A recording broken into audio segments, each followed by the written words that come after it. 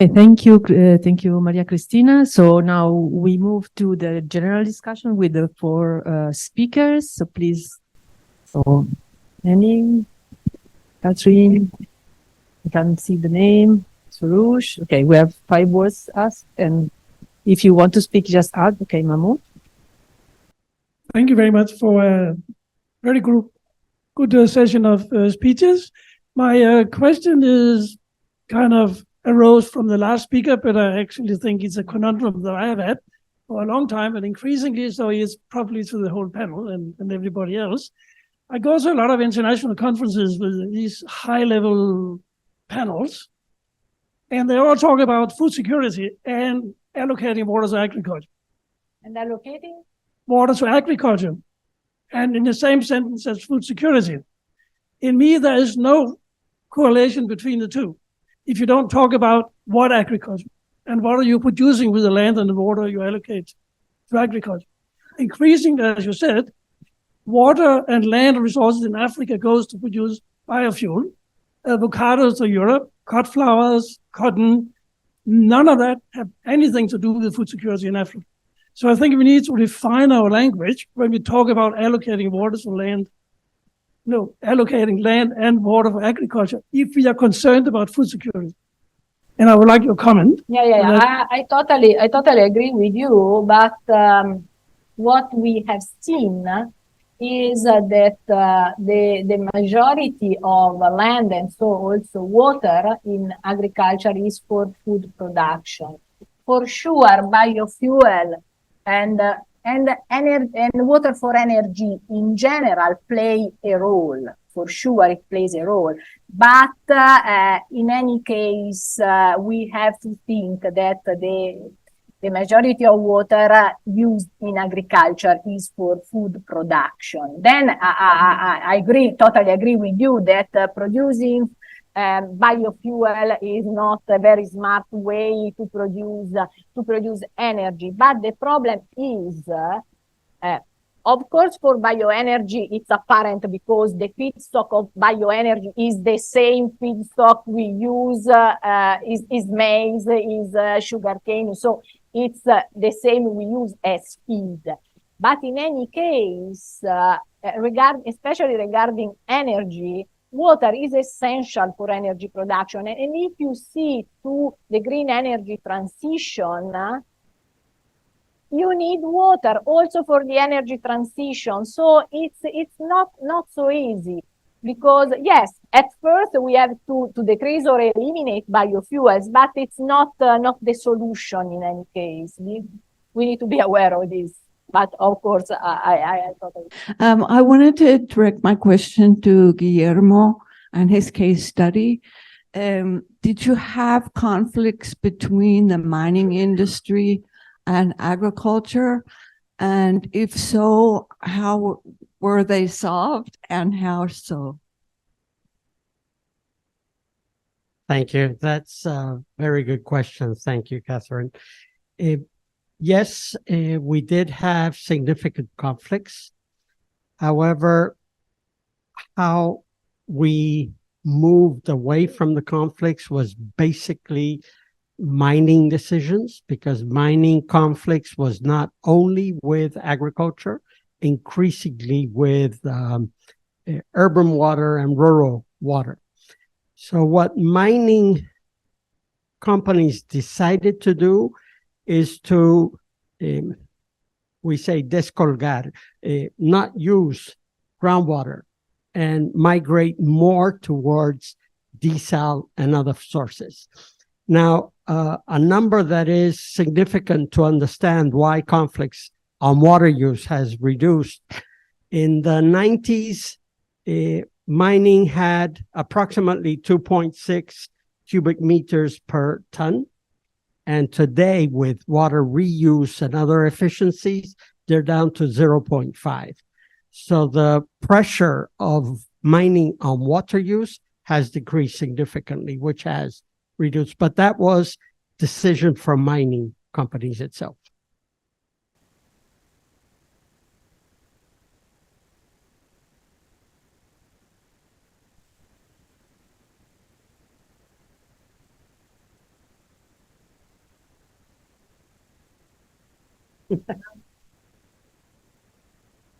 Okay, thank you. Yeah, my question is to Dr. Zakaria.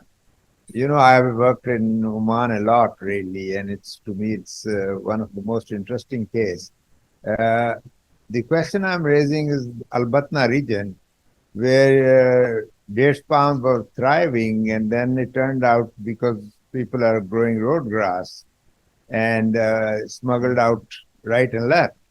So I think one of our policy recommendation at that time was to put control on cultivation of road grass.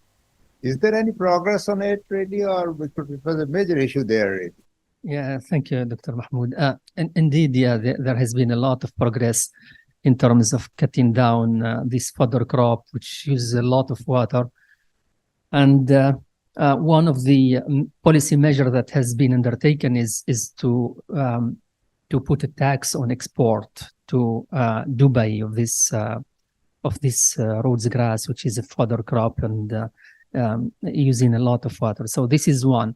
But also we have to understand that there is a preference for farmers for this crop because it is a very easy crop. You just put a sprinkler, you seed, and you go and sleep for 2 months, and then you come and cut the crop. So you have no risks, no diseases, no treatments. And then you want these farmers to move to vegetables, which use 1/5 of the water of that crop.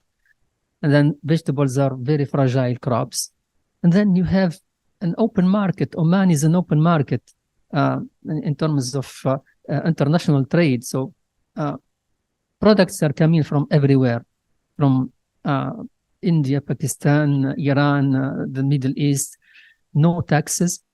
So farmers are really having a very fierce competition and even unfair competition. So it's complicated, but it's improving a lot.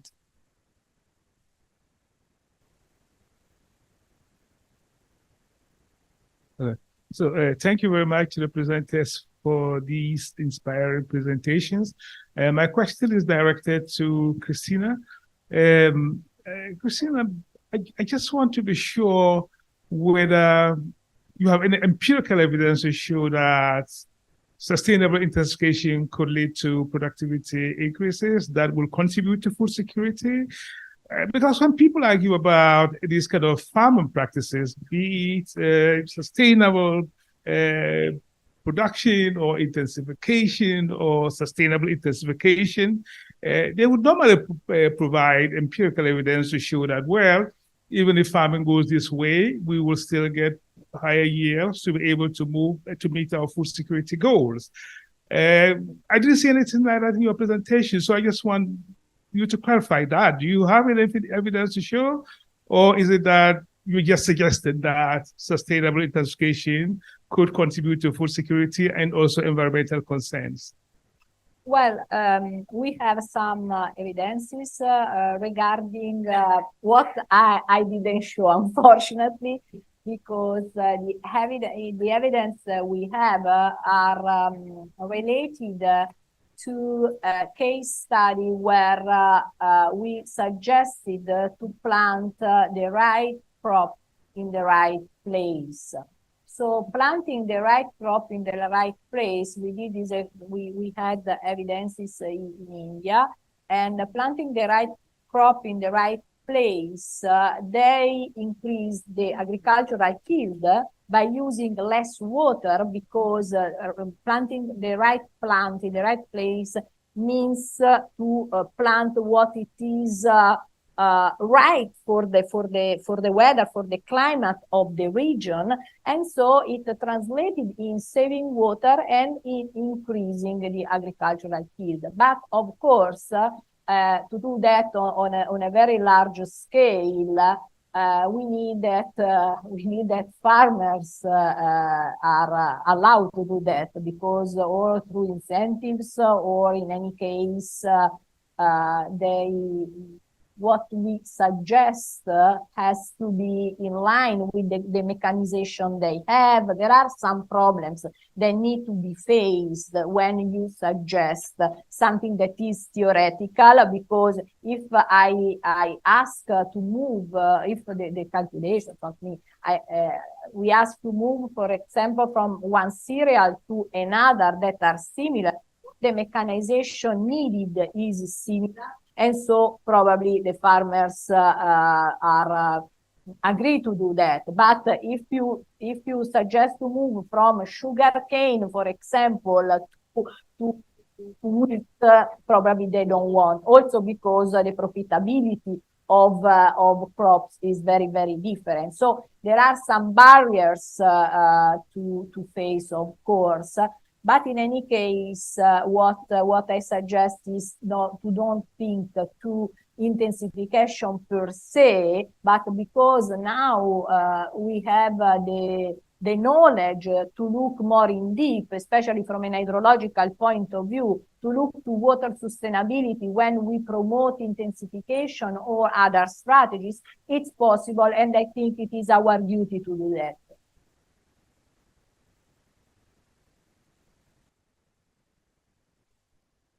I'll stand because I'm hiding behind GB. I'm curious, Michael, thank you so much for your presentation. If you can talk a little bit more about how the private sector was engaged during the drought. Is it more just related to increased tariffs, or were there other interventions? And then the second part is, moving on from the drought, has that changed the way companies operate within Cape Town? So the provision is almost entirely by the public sector, by the municipality, but there are a couple of the wastewater treatment works which are under management contract, two of the larger ones. But I think in the crisis, there was very useful engagement in all spheres of society, including private sector, coming to the party as part of the solution. So you got a lot of like this hotel would have done, and together with association groups, pulled out the plug from the bath so that customers couldn't bath, and a lot of these soft behavioral things that were really ended up aggregating into a significant part of the solution. Everyone was caught between this dramatic conservation measure and real economic results of that. So tourism took a big knock, and but there was lots of measures on the softer side, let's say, between the city and various parts of private sector in order to get the messaging and to try. And so where it got a little trickier was there was a push in the midst of the drought for any users to go off grid if they could. And so a lot of households dug boreholes or put in roof tanks. A lot of businesses, one of the big insurance companies put their own reuse scheme in. The waterfront put up some desal plants. And actually, one of the measures that I drove is we can't really afford, as the water service provider, to have key customers being off grid. We need those revenues. So we ended up, keeping any contracts were there for longer term provision, but making everything else quite temporary, because our strategy, this 10 billion rand over 10 years requires those bigger customers to be. Now going forward, there is a bit more room for more private sector engagement. So the permanent desal plant will be done through a PPP, and the reuse plant is being operated, or is going to be operated under a public-private partnership as well. And there's also a need on the financing side for quite a lot more innovative financing than we did before.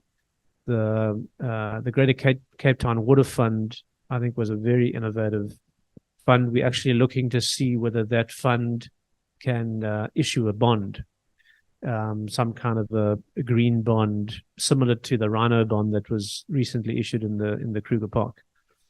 So there's more space for different type of private sector engagement, and I think part of the crisis also helped in opening up that space.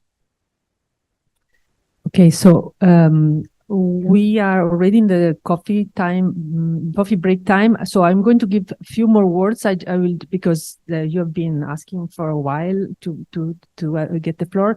I just please make very short interventions, and I will say we're going to talk. Yeah, and sorry for those who won't be able to do it. So we have Caroline, who she has the floor several times, also in the previous sessions, in previous times. Then we have Ariel, Soroush, Nick, and Sylvester, who, if you want, you can talk. And then we move to coffee break. I'm really sorry if I can't give the floor to more people because we are already too late. So Caroline, so quick comments or questions, and keep answers or comments. Thank you. Okay, so for Cape Town, I think a very important part was trust in the government. And there was an interesting recent survey on willingness to pay for increased water tariffs, comparing Cape Town versus upcountry in the Eastern Cape, where they also faced a day zero, but it was less well managed, and they did actually end up with a crisis. Significant difference in willingness to pay between an area where there was greater trust in government than not. But then also desalination and the impacts of that environmentally. And for South Africa, there's been a strategic push that green hydrogen might be a big potential future source of green energy. And obviously we have a water shortage, so that can only come really from seawater and the impacts of desalination. So one for Mike and one for the gentleman on the desal. More of a comment too? Yeah. Yours was more of a comment. Yeah, I don't know if you can add to it. But the desal, the effects of desalination for green hydrogen, which is the water energy food nexus, big issue for us. It's going to be energy and desalination. That's a question for me. Next year, but you might have missed it.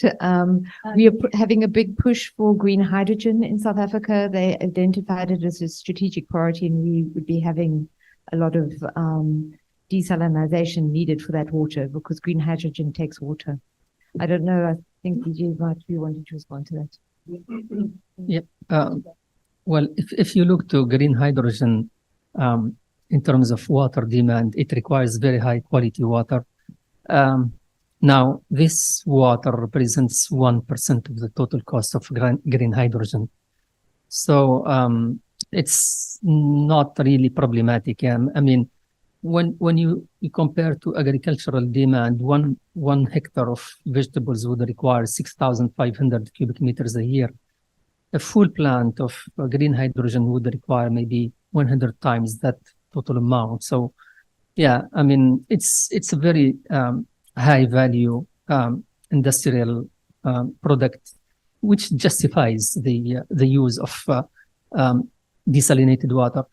But the idea is we can do better than desalinating seawater. The idea, what we are proposing in Oman, is to use the tertiary treated wastewater, which doesn't have salts, and go through a desalination, not desalination, but a membrane process. So use treated wastewater, prepare it for hydrogen production rather than desalinating seawater, which requires much more energy. So that's where you can have a shortcut for that. Thank you. Me? Okay. Michael. So couple of very quick questions. First of all, I noticed that in your chart of droughts over time, there was a very similar drought in 1970. I haven't heard about it, and I don't know. So why but the extent was very similar, 5 years too, like the one in 2018 or 17, and also the level. So why did you wait 40 years between 1970 and 2007 and whatever? I don't remember exactly, with those measures. So this is one question. Second question is, does the city, and maybe I don't have information, have a long-term water supply augmentation given its perfect location along the ocean to build a desalination plant that, in some countries, we talked about it, solved permanently the problem of water scarcity and shocks of drought with a reasonable cost given the technology improvement. And the last question is just for curiosity. We are all tourists here, and we noticed how big tourism is in Cape Town. Can you just tell us what is the share of water consumption by the tourism sector, and how does the city regulate it?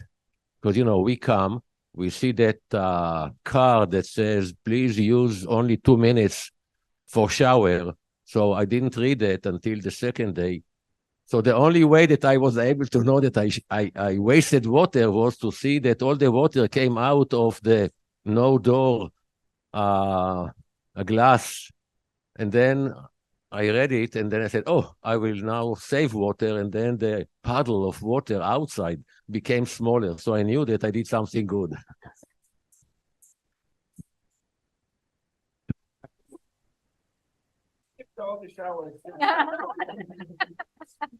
So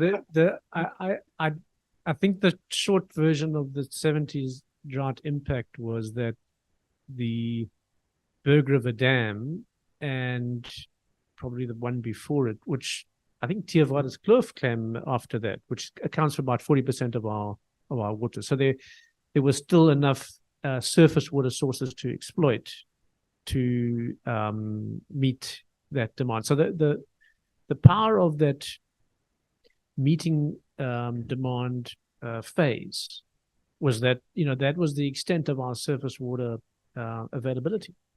And you could possibly go to Lesotho, although, Gauteng has kind of got that covered, but there's no credible surface water sources that we can really exploit going further. So desal, as you say, is permanently scalable and is a key part of our future supply mix, but it's expensive and environmentally unfriendly. So the decision was a mix of groundwater reuse and desal. We've secured the 300 megaliters a day plan and financing. There's an additional phase after that, which we're now starting to prepare, of another 250 megaliters a day, and that's reuse and desal. And in time, that'll continue on, in additional reuse and desal plants. The tourists, I'm not sure. I think it's more of a comment. I mean, in the middle of the drought, this was a major part of the campaign. You would have come out of the airport and seen a poster saying what a 50-liter a day life looks like. One flush of a toilet and showering once a week. And that 2-minute shower in your hotel here is probably a poster that should have come down a couple of years ago. But I don't have an easy sense of the proportion of the demand that comes from the tourism sector. It is a much more elastic one. So, when there was a need to push that down from tariffs and other behavioral things, it did come down. And now there's really not. We actually need the revenue more than we need to save the water. But I don't have a round figure. The commercial use out of the total is, less than 10%. And of that, what comes from the tourist sector would be a significant amount less than that. So it's a relatively small amount. Significantly less than the city of Las Vegas in India. So we have Soroush, Nick, and Sylvester. Sure. Please keep your intervention very brief, because Very otherwise we brief. won't have any Very coffee. brief, And yeah. we'll be responsible. Well, first of all, as chair of the Rosenberg Forum, I should say one thing, respectfully to everyone. we spend hundreds of thousands of dollars. This is all by invitation. And if we come all the way here and are picky about time, a few minutes here and there, and not allowing people to really engage because there's so much excitement, I'm taking a little bit time out of my own talk. That's not really good. So this is an issue we have to pick up as advisory board. When we come to these meetings, we have to have more flexibility. 2 questions. Guillermo, these are very short and for Slim. Recognizing the fact that the past 40, 50 years, the rate of precipitation has been increasing from north to southern part of Chile, which is several thousand kilometers. And if nature is to repeat itself, it probably will continue. Are those factors being thought about or not? That's a question for you. And for my friend Slim, I need a couple of clarifications. One of them was, you said, if I was correct understanding, you said it's $1 per unit of getting the fresh water, $5 per unit to get rid of the brine, right? Is that what you said? I need to have really an understanding of how this is really correct. The second part of it is you mentioned the impact of the brine return into the sea. And you referenced, as chair of the Rosenberg Forum, which is the international forum, I feel obligated to stay with international norms and names of places. I refer to it as Persian Gulf, at the very western tip of the Persian Gulf, Kuwait and all of the Arab Emirates, which convert humongous amount of water desalination. They return that into the Gulf. Is somebody keeping track of the temperature increases and the salinity? So those are questions. Thank you for your question, Sarush. Is it being taken into account? I would say over time it has been adopted. We just passed 2 years ago a climate change plan. And one of the points in that climate change plan was that each sector had to develop their adaptation strategy. So it's taken us time, but it's on the state and public side, it's beginning to take force. Endogenous adaptation has been quicker.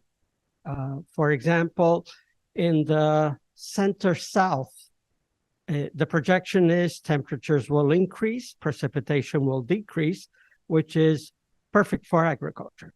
So what we have seen maybe along land grab is significant buying of land in preparation for the fruit production that will move south.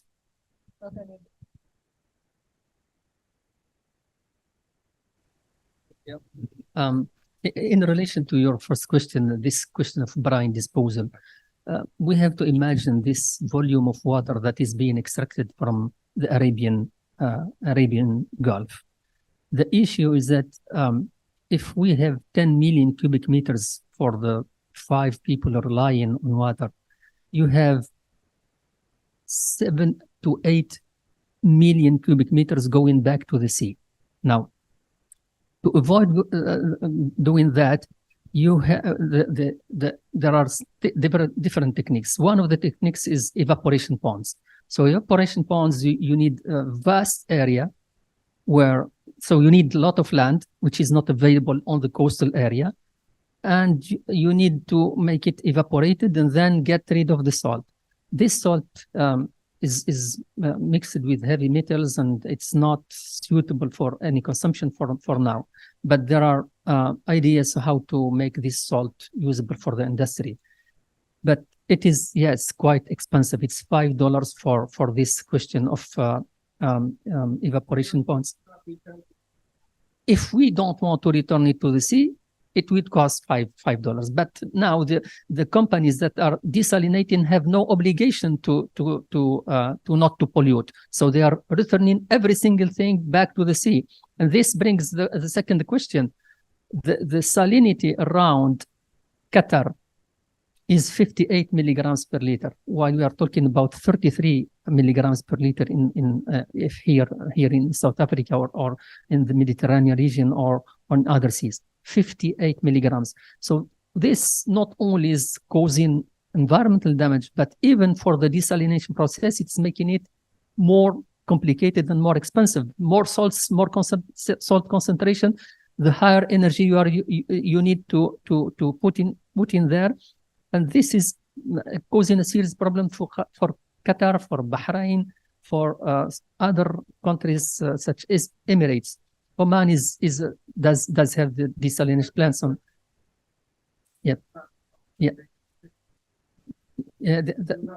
Yes.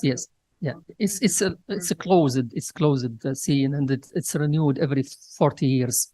I mean, the rate of renewal is 2 to 3% a year. So it's very, very no.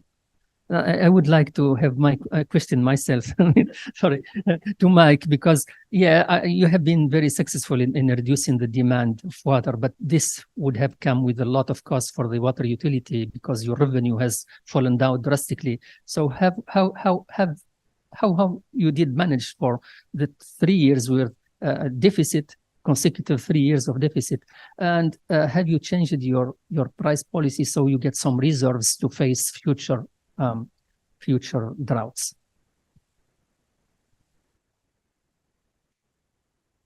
So the tariff design is actually revenue neutral.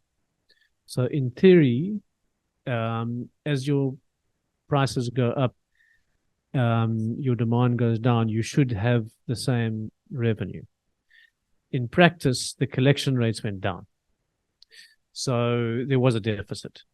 And that deficit was essentially bailed out by the city by rates contribution, which went up to R1 billion in the peak of the drought, and we weaned ourselves out of it, over the last from 3 years ago. So it is a municipal department, so it can be it's not a private company, so the council can approve that. But it is set up to be a trading service, so financially, autonomous. And I suppose the thinking was, in a crisis, this is a valid, use of rates subsidy. But it's a tension. It's a tension, especially because 38% on non-paying. So you've got 62%, of customers, and we reduced demand by 50%, that means your revenues, are really, really, and that's why those tariffs had to go so high in order to try and square away the costs, because the costs are 85% fixed. The biggest change in tariffs, and it hasn't been easy, but is to move towards a fixed tariff away from a volumetric. So in the middle of the drought, we put in a fixed charge, which is based on meter size, not on volume. And that accounts for 12% of the total water revenue. And there's a proposal which hasn't been approved yet, but is with the council to do the same on the sanitation side, to have a sanitation charge that's based on household value and not on volume. So that if you can have, a higher proportion of your total revenue based on fixed charges, then it gets away from that volumetric problem. Thank you. So just Nick and Sylvester, and we close. Mike, I have so many questions, but I'll ask one. And that's in 2018, I interviewed the current mayor, who was a member of parliament at that time, Mr. Hill Lewis. And he emphasized on the role of civil society, on convincing people to cooperate with the local government and the national government. We don't hear about this usually in conferences about hydrology and water. What's the role of people over here? And how did different classes work together to reduce the harm and work together to save the city from the disaster they're waiting on day zero? Yeah, so the current mayor has been excellent advocate for water, and actually he came in on a wastewater, on a environmental ticket. So we've shifted a lot from the water to a lot of the river cleanup and other environmental issues. But civil society played a huge role. I wasn't as involved. It was sort of before I arrived, but community groups, in the neighborhood where I live. Throughout that period, there were meetings about, could those with boreholes support people without boreholes? Importantly, in those same meetings, when the question came up, can we work with the city on it? There was pretty much consensus, no. The city's asleep at the wheel, or unavailable, or complicated. And, that's maybe a little bit harsh, but I came in with that very much in mind, that the city needs to be part of the solution, and it clearly was, but how exactly the city can work with those civil society organizations is not straightforward. And it's a little similar to the informal settlement story, that, I think growing that ability for the city to be able to engage in a meaningful way is a long process. So there was a lot done, and a lot of good work, and a lot of, the current mayor himself was involved in some of that activism. And, it was an all hands on deck success. But one of the lessons that hasn't fully come out from there is how the city is going to be able to engage fully at all of those different civil society levels. Yeah. So that was so we actually, as a department, we put in like 8 transitions that we wanted to make over this period that drove our strategy, and it was from water scarce to water resilient, and et cetera, et cetera. One of them was from distrust to trust. And so one of the key objectives of that customer services branch was to develop customer trust. Now, some of it was a little out of our control, and some of it came from these water management devices that shut off and people didn't believe the bill. Others were around communications, creating a narrative. But most of the dashboard that I presented there, giving customers the ability to understand the situation more and to have a credible strategy and reinforce it at every moment, to have the mayor reinforce it, was a big part of their campaign. Yeah.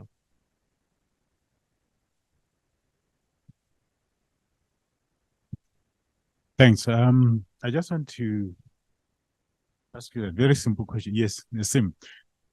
The issue of water pricing.